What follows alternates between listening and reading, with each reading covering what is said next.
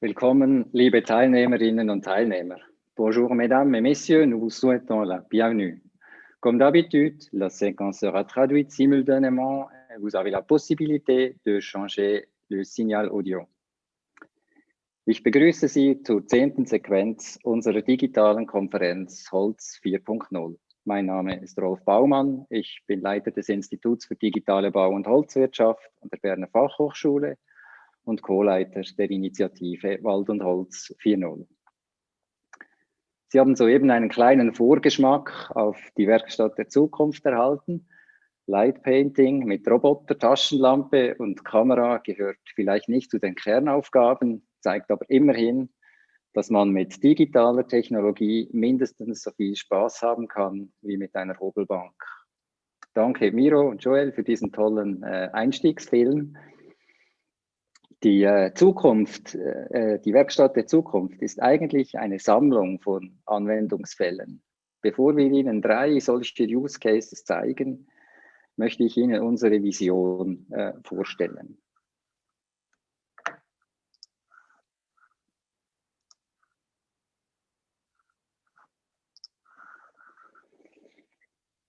Wie gewohnt können Sie über den F&A-Kanal Fragen stellen, das muss ich noch ergänzen und Sie ermuntern dazu. Nutzen Sie bitte diese Gelegenheit. Wir haben am Schluss auch wie gewohnt Zeit eingeplant, um Ihre Fragen zu beantworten.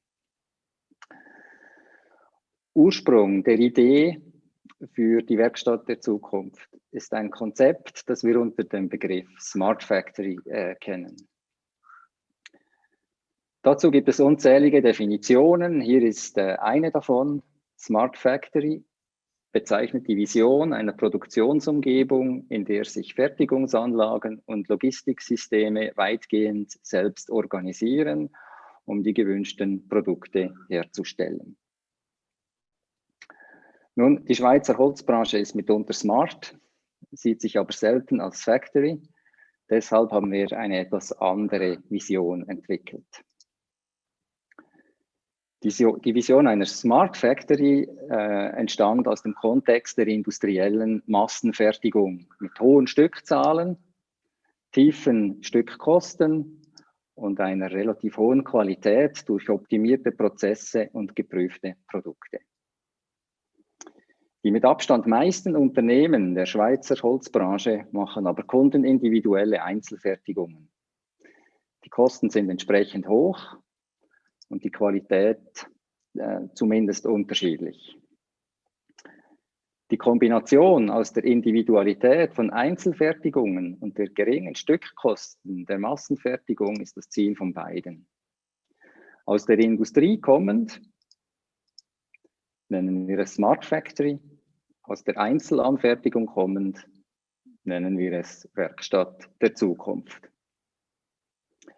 In diesem Sinne muss die Industrie flexibilisieren, ohne teurer zu werden.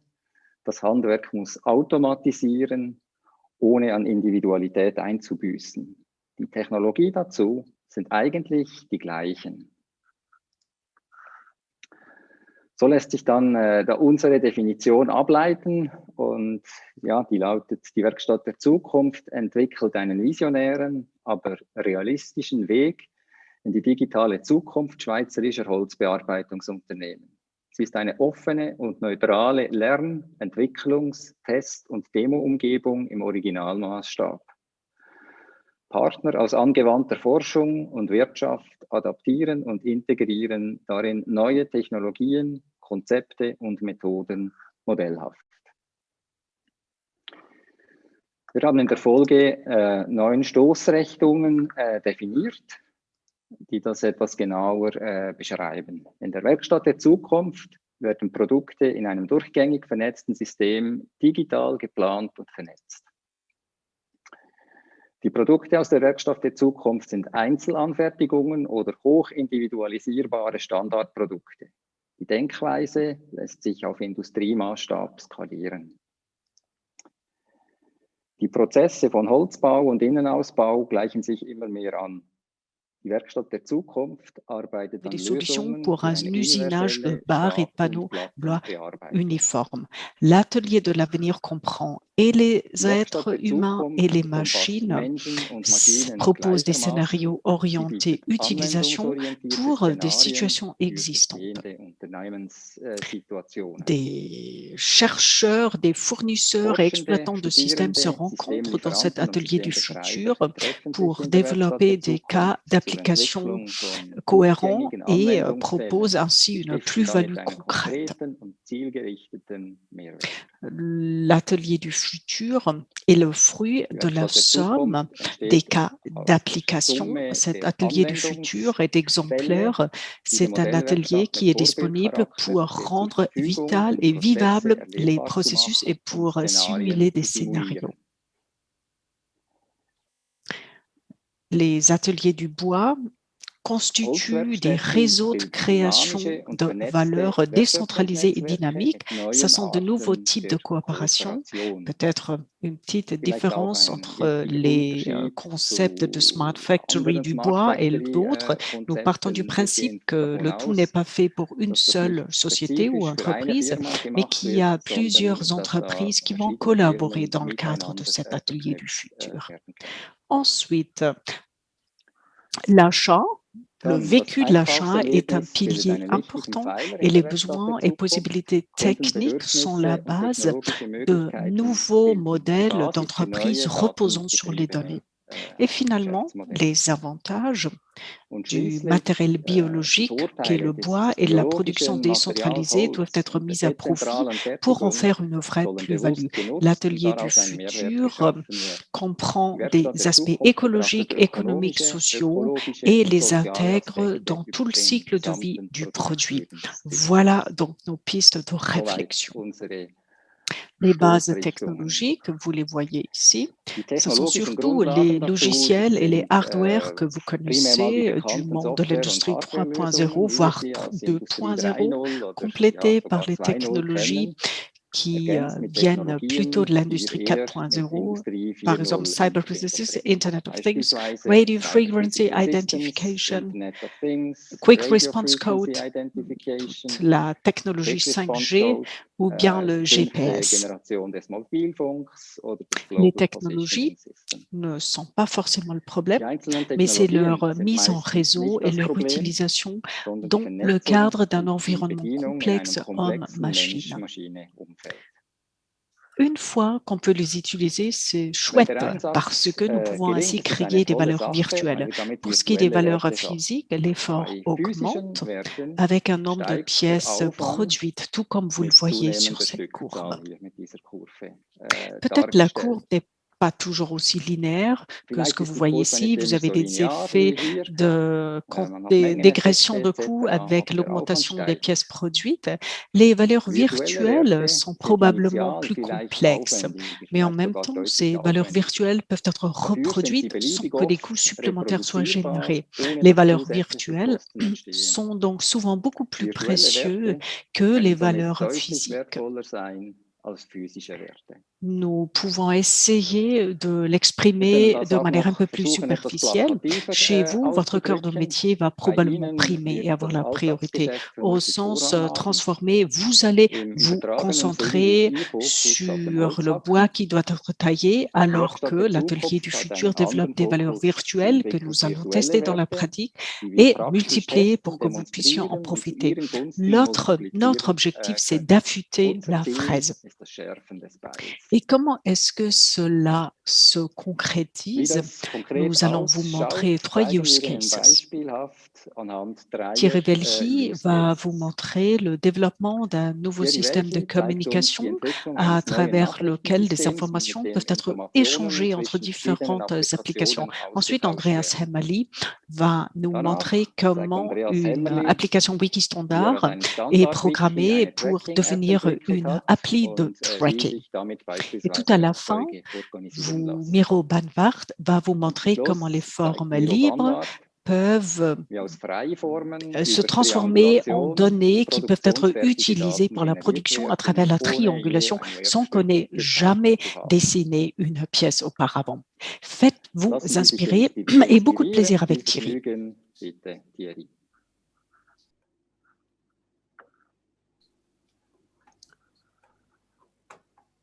Merci beaucoup, Rolf. Merci, Rolf. Et voilà, l'atelier du futur. L'année passée, nous avions la possibilité de partager un projet innovateur consacré à ce sujet. Tout au début, on s'est posé la question de savoir qu'en est-il de la numérisation dans une entreprise. Cette diapo, vous l'avez peut-être déjà vue si vous avez participé à une autre manifestation Bois 4.0. Nous avons les process numériques, l'environnement numérique et la technologie numérique. Dans notre projet de recherche, nous avons essayé de construire quelque chose qui montre tous les problèmes auxquels on est confronté. Pour y arriver, on a réfléchi et on s'est posé la question de savoir comment est-ce que les process de la production, de la vente et des ressources humaines peuvent être connectés. Pour y arriver, nous avons en fait développé 3 cas d'utilisation, 3 use cases. Premier cas d'utilisation, c'est en fait une commande classique qu'on connaît d'un atelier de menuiserie. Une armoire est produite, non plus avec un contact client direct, mais dû au coronavirus, peut-être via Internet. Cela signifie que toute la préparation du travail, la planification, le design, etc. seront faits par le client lui-même en amont. Deuxième cas d'utilisation, c'est un carport produit par un charpentier avec mesure.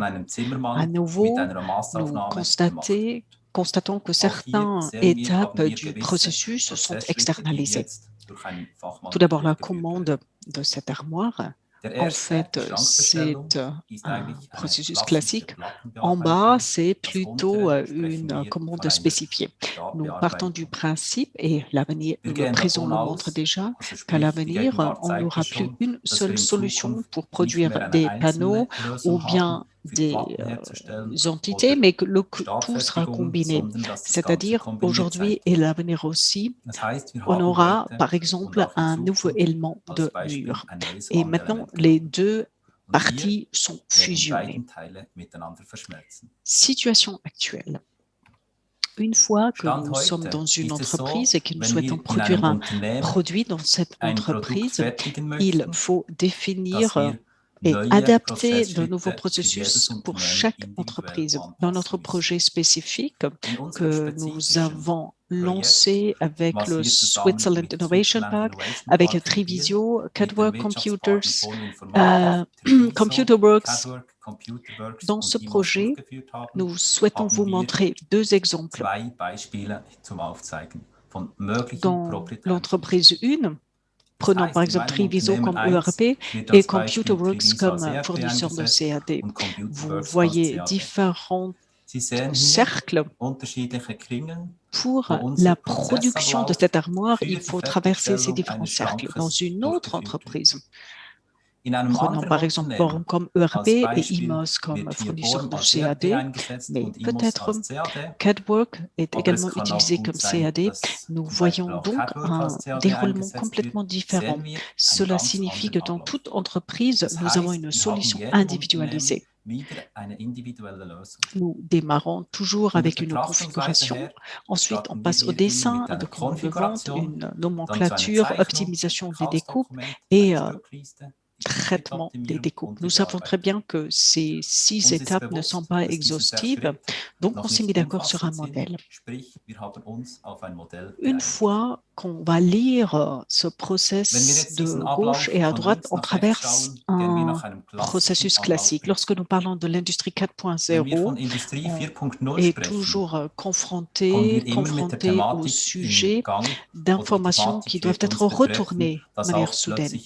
On peut très bien le voir dans cet exemple lors de la découpe. Qu'est-ce qui se passe si lors de la découpe, la consommation de matériaux effective est donc retournée à notre ERP, c'est notre logiciel de branche, ou peut-être pendant la production, le collaborateur prend le code QR ou le code barre pour faire un feedback automatique à propos du temps qu'il a consommé pour accomplir sa mission. Comment est-ce que nous pouvons retourner ces informations? Maintenant, un système de communication. Ici, à droite, vous avez un diagramme flux classique depuis la commande jusqu'à la facturation. Ça semble être un peu compliqué. Il y a beaucoup de petites bifurcations. Nous avons différents producteurs de logiciels, de machines. Et en principe, on n'a pas vraiment la vue d'ensemble parce que c'est trop complexe. Maintenant, nous avons réfléchi et on s'est posé la question de savoir qu'est-ce qu'on peut faire ou qu'est-ce qu'il faut faire pour qu'on ait une meilleure vue d'ensemble à l'avenir. À gauche, nous avons notre diagramme classique où certaines choses sont définies. Et à droite, en orange, nous avons ce système de communication, un système cyberphysique. Ce système repose sur des informations venant de la planification, de la production, de l'assemblage qui sont renvoyées dans ce système de communication. À l'avenir, il se pourrait que la comptabilité retourne également certaines informations ou bien que des machines retournent des informations ou bien que certaines administrations de magasins et d'entrepôts retournent des informations. Qu'est-ce que nous avons aujourd'hui? Nous avons de 6 étapes. 6 étapes. Ces étapes ont été définies comme étant la configuration, le dessin, le document de vente, une nomenclature, l'optimisation de la découpe et la transformation. Pour que ces 6 étapes de processus puissent être parcourues, nous avons des logiciels qui nous assistent et nous soutiennent dans ces travaux. Un exemple pour la configuration, un webshop, boutique en ligne. Aujourd'hui déjà, c'est possible, on l'a vu il y a 1 mois ou 2 mois, mais pour le dessin et pour les autres process, on peut également se faire assister par des logiciels. Dans la boutique en ligne, on a peut-être une saisie, une configuration et une définition du prix. Qu'est-ce qui est nouveau? Ce qui est nouveau, c'est que si par exemple, on va sur le web shop et que le client appuie sur un bouton et dit « Oui, je voudrais bien commander cet élément », à ce moment-là, on va lui retourner un statut comme quoi la commande a été placée, la machine CAC est prête ou bien le document de vente ou la nomenclature sont prêtes. Donc, on affiche statut réglé. Nous avons la possibilité, toujours à partir de différents logiciels, d'émettre ces notes sur le Theta et de les stocker dans un serveur centralisé. C'est un autre logiciel que nous utilisons. C'est en fait un logiciel de stockage de toutes ces notices ou toutes ces communications. À l'avenir, nous pouvons déjà nous procurer ces informations. Nous avons à nouveau notre serveur central avec toutes les notifications. En ayant recours à des technologies simples, nous pouvons exporter des informations dans notre web shop, un exemple, et puis on va lire, voilà, la machine CNC est prête. Donc, une fois qu'on est dans le web shop, on peut peut-être nous envoyer un petit message qui dit que le délai de livraison égale 15 jours.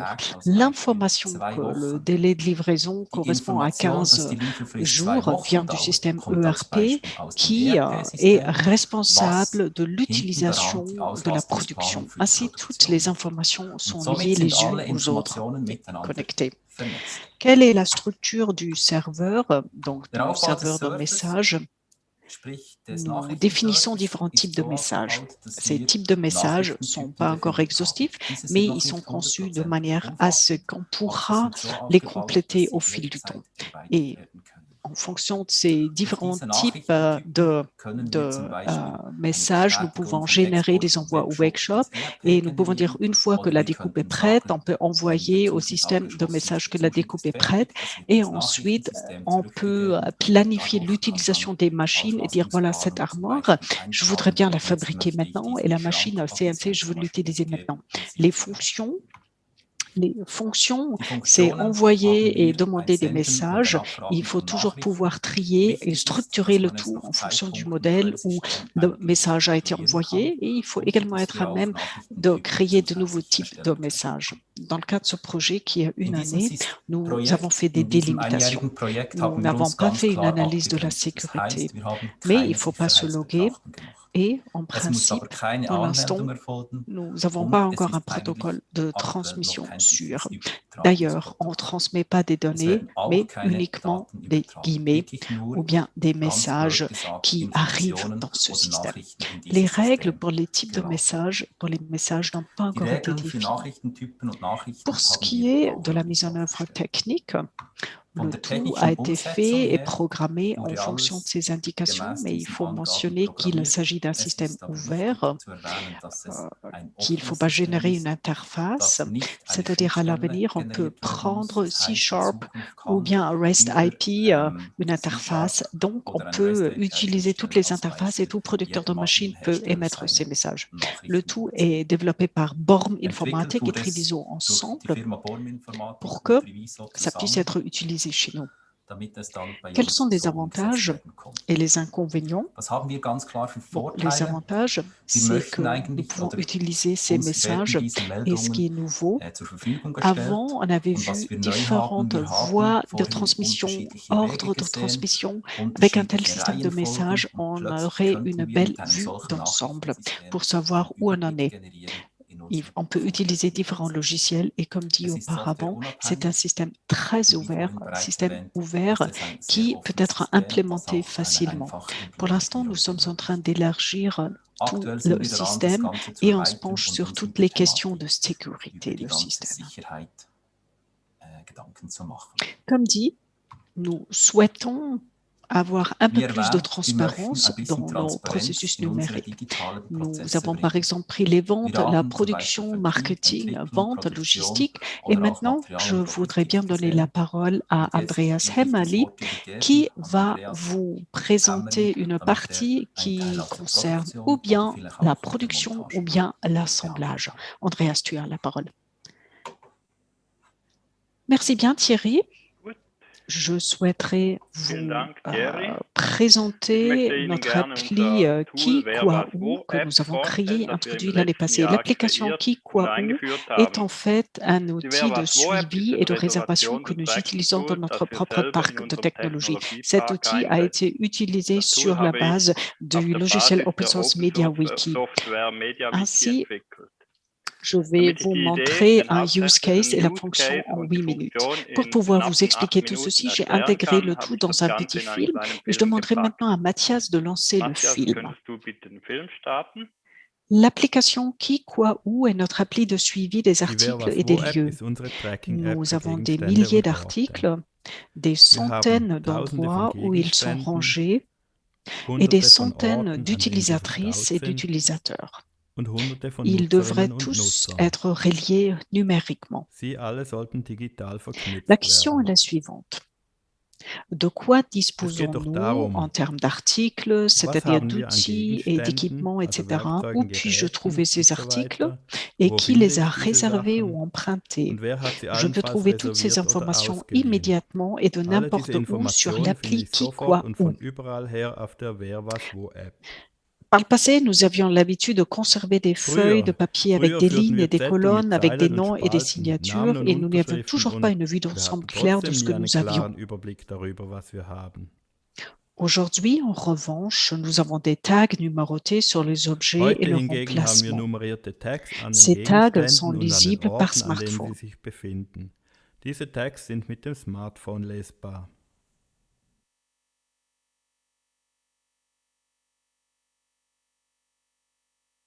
Tout d'abord, nous nous sommes demandé s'il existe un outil de suivi des outils qui puisse apporter une structure à notre parc d'équipements. Oui, une telle chose existe, mais aucun de ces outils ne semble convenir à nos besoins. C'est parce que les outils proposés présentent une combinaison d'inconvénients. Par exemple, ils nécessitent des applis payantes, il y a des coûts de licence réguliers par utilisateur et éventuellement par objet. L'outil n'est pas fonctionne pas en libre service, des tags actifs coûteux sont utilisés ou des tags préécrits. Les emplacements ne sont disponibles qu'en tant que notes pour l'objet correspondant et ne peuvent pas être gérés et les exigences particulières sont difficiles ou impossibles à mettre en œuvre. Notre approche a donc été de construire notre propre système entièrement basé sur les logiciels open source et qui peut évoluer avec les besoins. Le logiciel open source MediaWiki, comprenant une base de données MySQL, sert de cadre. De cette façon, nous n'avons pas des coûts de licence et une bonne évolutivité. Il s'agit d'une appli web axée sur le mobile et optimisée pour les smartphones. Toutefois, l'appli fonctionne également sur les tablettes et les ordinateurs. Tous les tags NFC peuvent être utilisés. Notre coût se situe entre 20 et 80 centimes par pièce. En outre, il existe un autocollant numéroté de haute qualité au prix de 50 centimes par pièce. Le système, c'est-à-dire l'installation de MediaWiki, y compris la base de données, est hébergée en externe chez Infomaniac. Cela nous coûte 120 francs par an. Mais examinons le cas d'utilisation centrale, à savoir la réservation et l'emprunt d'outils et d'équipements. Pour ce faire, regardons par-dessus l'épaule de la souris pour voir comment elle s'y prend. Elle a besoin d'un enregistreur de données pour son travail de semestre. Elle prend son smartphone et va sur l'appli Qui, Quoi, Où. Dans le chapitre sur la technologie de mesure, elle recherche le groupe des enregistreurs de données.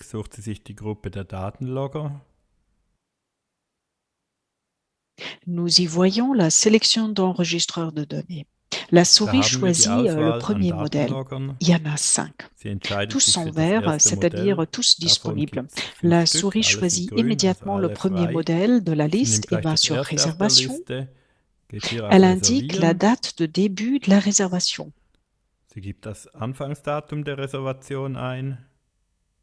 Dans un deuxième pas, elle saisit la date de retour.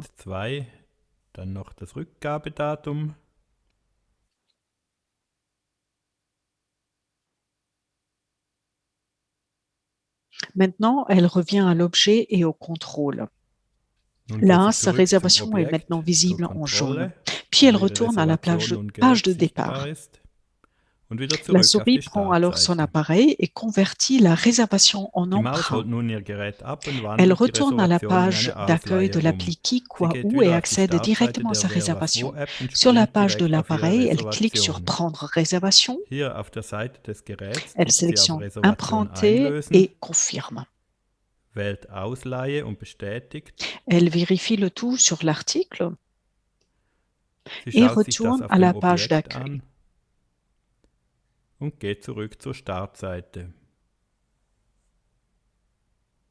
Oups, elle a oublié qu'elle avait encore besoin d'une scie sauteuse. Elle va directement à l'armoire avec les outils. Pour ce faire, elle tient son smartphone devant le tag bleu de la scie sauteuse et va directement à la page de l'objet. Puisque la scie sauteuse est effectivement disponible, elle clique maintenant sur Emprunter. Il ne lui reste plus qu'à indiquer la date de retour et elle pourra emporter la scie avec elle.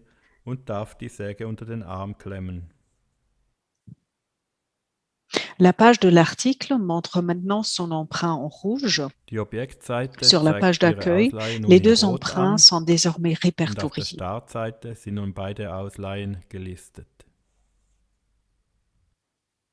La souris n'a plus besoin de ces outils et les rend. En partant de la page d'accueil, elle va d'abord à l'enregistreur de données. Elle appuie sur Modifier, Retour, sélectionne Retour et confirme. La page d'accueil indique que l'enregistreur de données n'est plus emprunté par la souris.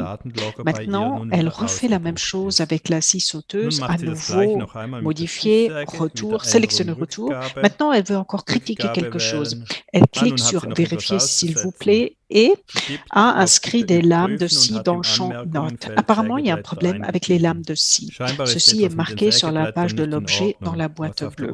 La page d'accueil montre que la scie sauteuse de la souris n'est plus empruntée par la souris.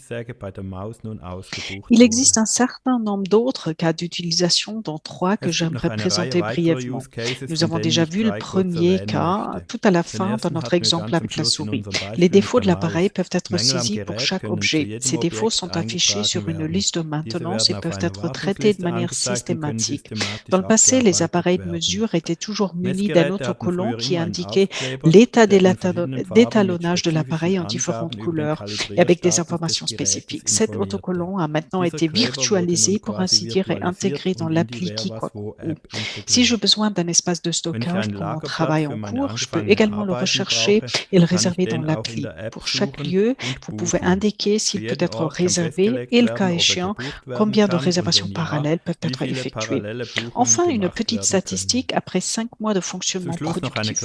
Plus de 600 objets ont été ajoutés au catalogue, plus de 150 utilisateurs ont ouvert un compte, plus de 350 emplacements ont été définis et plus de 850 tickets de transactions ont été générés. Merci pour votre attention. J'espère pouvoir vous donner un bref aperçu de notre propre solution non commerciale de réservation et de suivi. Si vous souhaitez en savoir plus ou si vous avez des questions, n'hésitez pas à me contacter.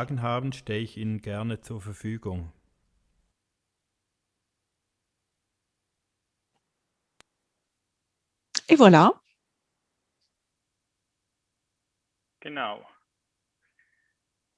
Comme je vous ai déjà dit, je suis très heureux et très curieux de voir ce que vous allez me dire et m'écrire. Et voilà, pas 203. Venons-en à la troisième contribution de Miro Banbart. Je me réjouis de voir maintenant la présentation passionnante de Miro Banbart. Miro, tu as la parole. Merci beaucoup, Andreas. Je vais tout de suite partager mon écran. Petite question à la technique. Est-ce que vous voyez mon image et mon son? En principe, vous devriez voir mon écran. Parfait, nickel. Je pars du principe que cela fonctionne et je vais tout de suite commencer. Bonjour. Mesdames et messieurs, je souhaiterais vous présenter la plateforme des visiteurs iCatcher dans l'atelier du futur. Comme dit, nous sommes dans l'atelier du futur et on s'est dit, dans cet atelier du futur se trouve un grand nombre de process intéressants. Nous avons des robots, nous avons des machines CNC, nous avons des processus de production interconnectés et on voudrait bien vous montrer ce que cela signifie concrètement. En plein milieu de cet atelier du futur, nous allons construire une plateforme de visiteurs. Donc, si jamais il y a des visiteurs, on peut monter sur cette plateforme de visiteurs pour regarder depuis la perspective de l'aigle, donc depuis le haut, ce qui se passe en bas et comment se déroulent ces processus en direct sur place dans cet atelier du futur. On se dit, OK, parfait, tournez vers l'avenir.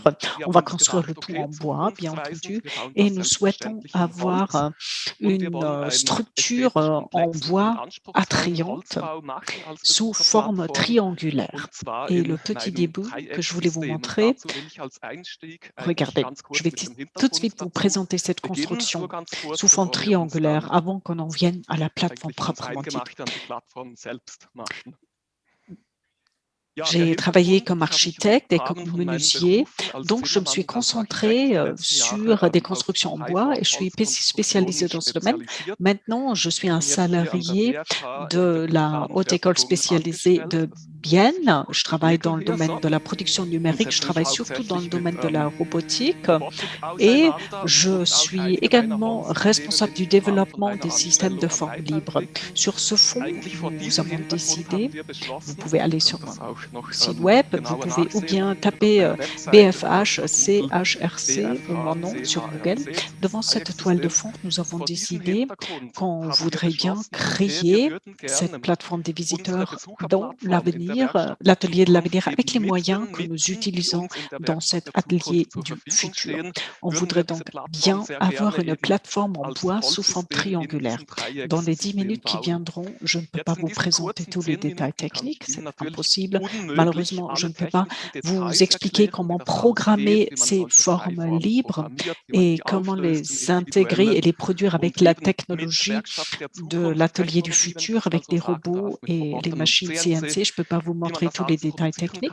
Toutefois, ce que je voudrais bien vous présenter, c'est de vous montrer rapidement le processus du design, comme annoncé, avec cet outil design en ligne.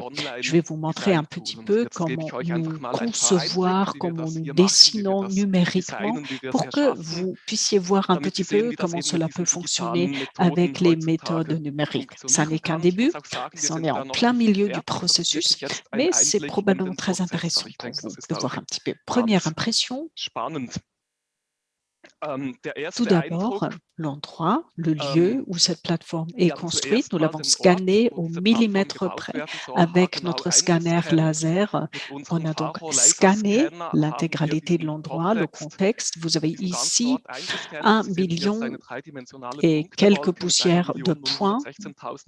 C'est toujours bien d'avoir un design numérique très concret qui peut être intégré dans le contexte pour voir est-ce qu'il pourrait y avoir des problèmes avec les autres objets dans cette salle, dans cette pièce. On le fait dans une grande équipe, nous sommes une grande équipe et les personnes ont toutes des besoins différents et ont des idées différentes quant à cette plateforme. J'ai lancé un programme de conception en ligne que je voudrais bien vous montrer. Si vous voulez, vous pouvez saisir BD7 dans BD7 SFL dans Google et taper s'il vous plaît sur le premier lien, BD7 SFL Design, cliquez sur ce lien.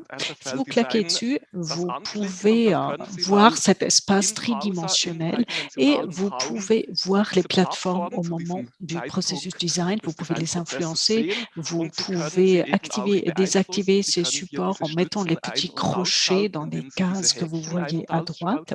Et c'est ainsi que vous pouvez vous construire votre plateforme de rêve avec cet outil en ligne. Vous pouvez également passer du design à analyse structurelle et faire une petite analyse structurelle. Malheureusement, il ne faut pas confondre ça avec une analyse de structure très poussée qui nous dit si ça tient la route, mais ça nous donne quand même un premier feedback très tôt dans le processus design où on n'a pas encore investi beaucoup d'argent pour savoir si la structure tient plus ou moins de la route, si je dois intégrer peut-être un pilier supplémentaire et quelle serait l'influence de ce pilier supplémentaire. De tels processus de co-design numérique sont vraiment tournés vers l'avenir, c'est une bonne chose. Donc, si ceci vous intéresse, tapez BD7 SFL iCatcher dans Google. Voilà, cet outil de design comprend un grand nombre de variantes et nous allons voler à travers ces variantes ensemble. Je pense que ça aussi, c'est une caractéristique de ces process du design interconnectés. Très facilement, on peut générer un grand nombre de variantes numériques, on peut les comparer l'une avec l'autre, les évaluer pour retenir la meilleure variante à la fin. J'espère que vous voyez la vidéo, j'espère que c'est aussi fluide que chez moi à mon écran. Je ne vais pas vous montrer l'intégralité de la vidéo et je vais tout de suite vous montrer la vidéo suivante si vous êtes d'accord. L'outil de design nous a montré en quelle direction on souhaite aller. Je trouve toujours très intéressant lorsqu'on travaille sur les formes libres, c'est travailler avec des symboles. Et je me suis posé la question de savoir, symboles, ces piliers, ce sont des espaces, qui viennent du sol jusqu'en haut. Avec ces méthodologies numériques, nous pouvons construire des triangles, des piliers, nous pouvons également construire des panneaux. Je me rapproche un tout petit peu de la statistique. Pour l'instant, le processus design nous fait une analyse de la structure qui nous donne un feedback, qui nous donne la possibilité de changer le design au moment où on n'a pas encore trop planifié, donc au moment où ça n'est pas encore aussi cher que cela. Je trouve hyper fascinant ce processus. Une fois qu'on a décidé de retenir une solution, on appuie sur le bouton et la géométrie de construction est produite, qui est le setup physique de cet atelier du futur qui va construire ces pièces. Et voilà ce que ça pourrait donner sur place. Voilà une première visualisation. Je continue tout de suite et j'en viens à l'étape suivante. Voilà, c'est cette forme, ce design qu'on est en train de développer. Et maintenant, vu l'état d'avancement, ce truc ne bouge pas seulement. Bon, c'est toujours une chose très subjective pour moi. Mais on est arrivé à un stade où on peut dire, voilà, cette plateforme, elle pourrait fonctionner comme ça, y compris pour tous les processus qui ont lieu dans cet atelier du futur. Nous avons des robots mobiles, nous avons des pièces qui sont transportées à l'atelier, à l'intérieur de cet atelier. Et je pense que cette solution est vraiment prometteuse. Tout doit rester accessible en dessous de cette plateforme. Donc, nous souhaitons avoir ces piliers qui sont très fins en bas, un peu plus larges en haut, pour avoir un maximum d'espace par terre. Je suis hyper heureux de pouvoir construire cette plateforme dans notre atelier du futur et je suis arrivée à la fin de ma petite présentation et j'espère que vous êtes aussi fascinés que je le suis de cet atelier du futur et de ce qu'on peut faire dans cet atelier. Je vous remercie beaucoup de votre attention. Un grand merci à Miro, Thierry, Andreas. Merci beaucoup pour vos 3 cas d'utilisation, your use cases. Ça a été un premier aperçu de cet environnement de test et de démonstration de cet atelier. On voit le plaisir qu'on peut avoir dans cet atelier du futur et on voit toutes les possibilités que nous propose la numérisation. J'ai suivi avec beaucoup d'attention ce que vous nous avez présenté. Dans d'autres interventions, j'ai souvent entendu qu'on a un petit peu peur de la numérisation, alors que chez vous, j'ai ressenti surtout le plaisir de travailler avec ces nouveaux outils numériques. On est tout au début, nous avons un grand nombre d'idées, mais nous sommes surtout curieux de savoir quelles sont vos idées et nous sommes très heureux maintenant de discuter avec vous et de transformer vos idées en cas d'utilisation, en use cases. Maintenant, j'aimerais bien en venir aux questions-réponses. Vous avez posé des questions et je vous prie de continuer à poser des questions à travers les questions-réponses. Utilisez le chat pour poser vos questions, s'il vous plaît. Une première question. Attendez. Pour commencer simple, une question pour Andreas Hemani. Est-ce que cette appli peut être achetée, votre appli qui, quoi, où? Est-ce qu'on peut l'acheter dans le commerce? Ah ben, tu me poses une question hyper intéressante là. Oui. Il faut savoir que l'appli qui, quoi, où est en fait une espèce de petite solution auxiliaire. On l'a créée parce qu'on en avait besoin nous. Ce n'est pas forcément un produit commercial qui est censé être vendu. Bon, comment le rendre accessible à quelqu'un d'autre? Il n'y a pas de business case, mais on pourrait peut-être discuter de la manière dont on pourrait peut-être vous transférer cette appli, si ça répond à votre question. Bon, si cette appli vous intéresse, contactez Andreas et puis on va voir. C'est ça? Oui, tout à fait. On va voir si on trouve une solution pour que vous puissiez utiliser cette appli qui, quoi, où. Merci Andreas. Ensuite, une autre question où il s'agit de la mise en réseau. Comment fonctionne la mise en réseau et la communication des systèmes entre Thierry? Je pense que c'est une question pour toi. Est-ce que tu pourrais nous dire comment ça fonctionne? Ben, il faut toujours faire une différence entre les différents types de communication. Lorsque nous avons des systèmes ERP, tous les systèmes ERP ont ce qu'on appelle les zones de sécurité. Il est inadmissible qu'un CAD se mette en réseau directement avec un ERP, mais il y a toujours ce tampon de sécurité, cette zone de sécurité où le CAD ne peut pas entrer parce que peut-être les systèmes ne parlent pas la même langue et peut-être le système CAD pourrait influencer le système ERP de manière non souhaitée. Dans notre système, il s'agit non pas d'avoir une communication directe, mais dans un premier pas, nous souhaitons tout d'abord générer une possibilité de communication pour savoir comment les deux systèmes pourraient communiquer l'un avec l'autre. Quand est-ce qu'un message a été envoyé? Quand est-ce qu'une information a été transmise? Ça, c'est le premier pas. Mais le langage ou la langue de communication, je ne peux pas encore vous la dévoiler. On ne sait pas encore. Je peux peut-être encore compléter ce que Thierry a dit. Nous sommes en train de réfléchir comment on peut résoudre peut-être différemment toutes les questions d'interface, parce qu'on a de plus en plus d'interfaces et de plus en plus de logiciels que l'on utilise. Et malheureusement, la solution One for All, ça n'est plus d'actualité. Il faut donc toujours essayer de trouver des solutions pour différentes solutions et nous sommes en train de tester différentes solutions pour ces différents logiciels. Qu'en est-il? Comment se présente physiquement cet atelier du futur? Est-ce que vous avez planifié des investissements? Qu'est-ce qui va changer? Ça, c'est une autre question. Pour peut-être Andreas, tu connais bien les processus d'investissement qui sont en cours. Est-ce que tu pourrais nous expliquer comment ça se passe? Oui. Nous avons différents projets en cours.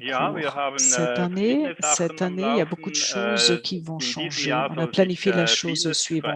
D'une part, la rénovation de cet atelier du futur pour que cet atelier soit plus attrayant, pour qu'on puisse mieux montrer des choses dans cet atelier du futur. Nous allons créer des zones utilisateurs comme celles que Miro Banbach nous a déjà montrées, mais il y a d'autres zones qui sont planifiées, zones qu'on pourra emprunter côté technique. Nous montons en échelle aussi.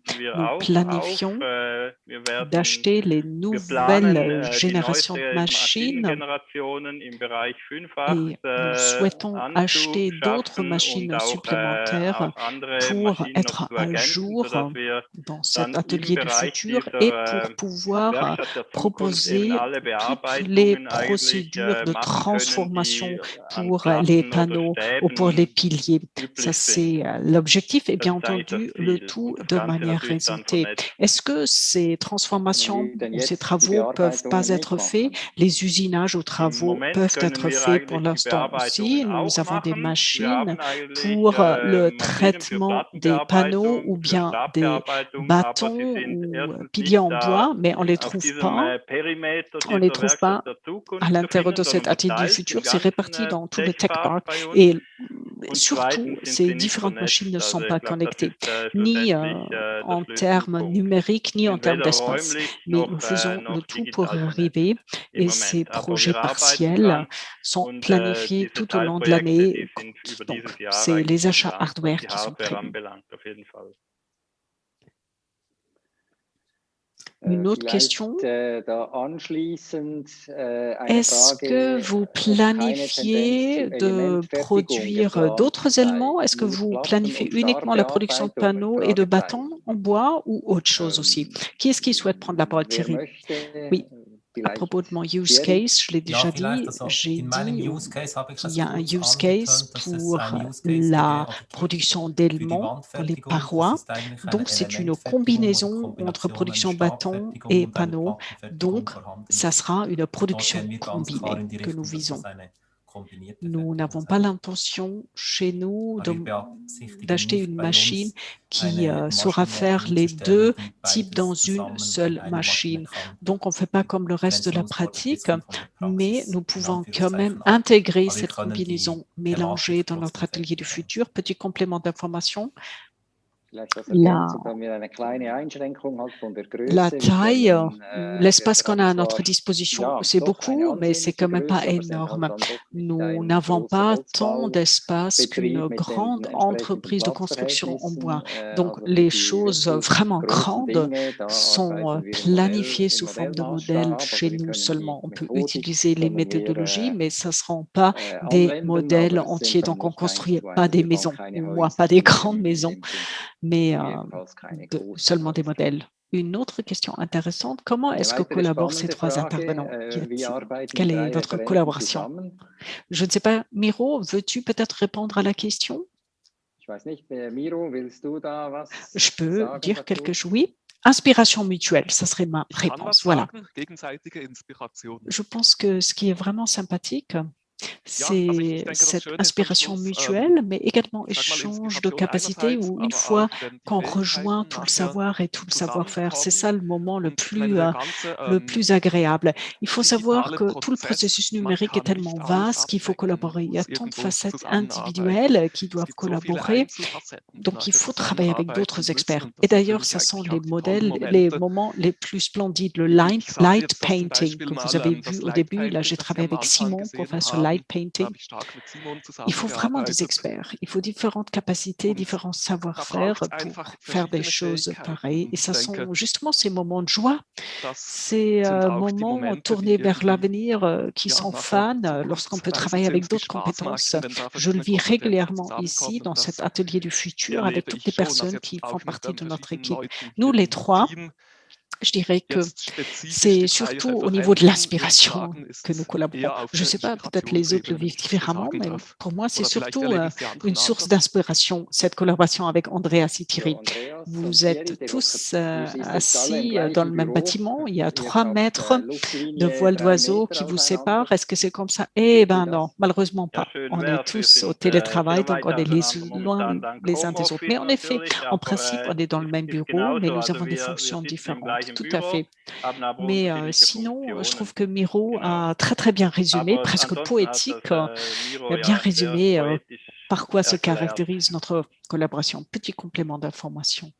Ja, vielleicht noch als Ergänzung, wir haben einfach utilisons unsere tous digitalen les Möglichkeiten, logiciels Softwares, was wir zur ensemble, ça Verfügung nous haben, die soutient, unterstützen uns mais hier bei der Arbeit. ensuite, Aber on am est Ende tous des ist experts jeder dans nos irgendein domaines Fachspezialist d'activité et in nous seinem essayons de Gebiet. nous Und wir compléter versuchen uns et nous sommes gegenseitig zu ergänzen. soutenus Und par dabei les werden wir auch durch logiciels que nous gegebene utilisons tous. Donc, en softwaretechnischen fait, on Umstände, est un was wir petit peu haben, liés par les oder différents informatischen logiciels que nous utilisons comme experts. Très bien.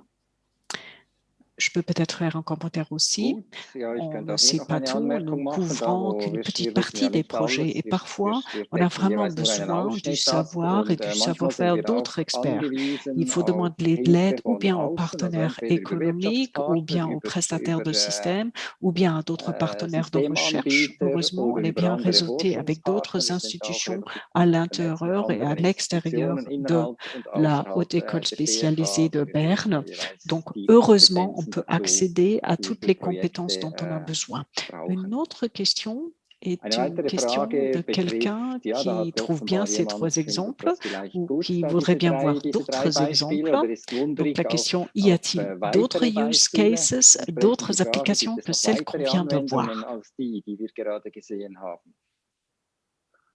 Est-ce que quelqu'un de vous 3 souhaite Will répondre ou jemand voulez-vous von que je euch oder soll ich réponde à selber? cette question? Thierry, tu viens d'inspirer? Thierry, Non, vas-y, du vas-y. holst gerade Luft.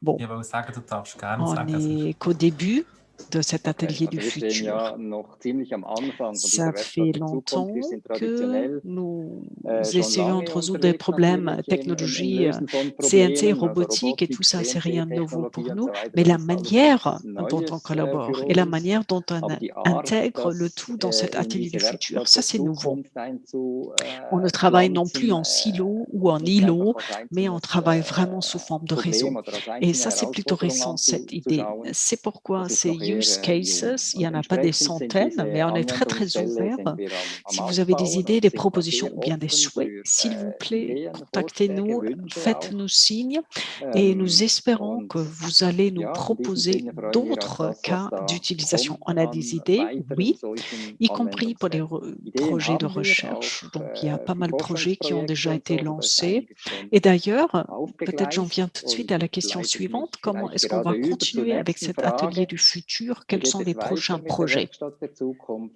Was sind die nächsten Projekte? Les projets sont très diversifiés. D'une part, on les a déjà évoqués. Il s'agit également de renouveler le hardware, d'acheter du hardware qui peut être connecté. Souvent, les éléments de pilotage ou de contrôle ne peuvent plus travailler en réseau. Donc, il y a certains éléments qui manquent. Donc, on est en train de remplacer une partie du hardware. Ce sont des projets d'investissement importants. Ensuite, cette plateforme des visiteurs a déjà été mentionnée. On avait déjà déjà 800 personnes par année qui sont venues nous rendre visite dans cet atelier. On voudrait bien avoir encore plus de visiteurs chez nous. Ensuite, d'autres projets sont planifiés dans le domaine de la gestion des données et de l'échange des données. Surtout, nous avons un grand nombre de projets d'étudiants et des projets d'enseignement qu'on est en train de concevoir, voire de lancer. Donc, nous avons un pipeline bien rempli. Néanmoins, on est toujours ouvert pour de nouvelles choses. Donc, les sujets qui intéressent les milieux économiques nous intéressent aussi. Donc, on est bien heureux si vous allez nous communiquer d'autres sujets. Une question que je vois encore. Je ne sais pas ce que ça veut dire concrètement, ça concerne les interfaces. Une question qui concerne les interfaces. Vous évoquez le grand nombre d'interfaces. Vous dites qu'il y a beaucoup plus d'interfaces lorsqu'on travaille dans ce contexte numérique. Absolument. Le grand nombre d'interfaces est un immense défi. En effet, nous sommes en train de planifier des solutions pour ces interfaces ensemble avec l'Université de Berne et avec des partenaires économiques. Malheureusement, je ne peux pas encore en dire plus, mais en effet, mais dans un an, on saura probablement mieux répondre à votre question. Très bien. Malheureusement, je dois regarder l'heure. Le temps passe vite. On est presque arrivé à la fin. L'heure est presque révolue. Il me reste à saisir l'occasion pour remercier nos partenaires et tous les collaborateurs devant et derrière la caméra. Nous vous remercions, chères téléspectatrices, chers téléspectateurs. Si jamais votre initiative Forêt et Bois 4.0 vous intéresse, vous pouvez consulter notre résumé. Vous pouvez commander la brochure gratuitement chez nous ou bien la lire en ligne sur www.forêt-et-bois 4.0. La prochaine séquence aura lieu le 28 avril 2021, comme d'habitude à 16 h. Le sujet sera l'intelligence artificielle. Le premier âge des machines a largement automatisé le travail manuel. Aujourd'hui, le deuxième âge des machines a commencé, l'automatisation du travail mental. L'intelligence artificielle fait son entrée dans la société et donc aussi dans l'industrie forestière et du bois. Nous aimerions vous montrer à quel point il peut être facile de rendre l'intelligence artificielle applicable également dans l'industrie du bois 4.0. Au nom de toute l'équipe Bois 4.0, je vous souhaite maintenant une excellente soirée de printemps et nous serions ravis que vous nous rejoigniez à nouveau le 28 avril 2021. Au revoir, prenez soin de vous, à tout bientôt et merci.